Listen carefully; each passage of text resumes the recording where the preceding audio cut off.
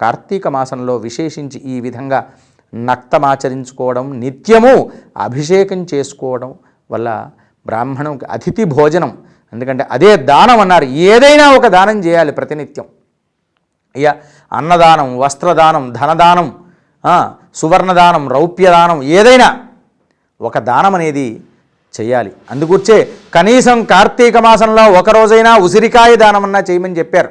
ఎందుకయ్యా అన్నారయ్యా అంటే, ఆ ఉసిరికాయలంటే సాక్షాత్తు విష్ణుస్వరూపుడయ్యా. ఆ విష్ణుస్వరూపుడు వృక్షంలో ఉన్నటువంటి నారాయణ స్వరూపంలో ఉన్నటువంటి వృక్షానికి పండినటువంటి పండు ఇవ్వడం అంటే సాక్షాత్తు సువర్ణం దానం చేసుకున్నంతగా ఫలితం వస్తుందయ్యా అని. అందుకొరకే కనీసం ఆ యొక్క మన శక్తి కొలది బ్రాహ్మణోత్తమునకు ఉసిరికాయ దానం అనేది ఇచ్చి దక్షిణ తాంబూలాలు ఇచ్చి నమస్కారం చేస్తూ ఉంటుంటాం.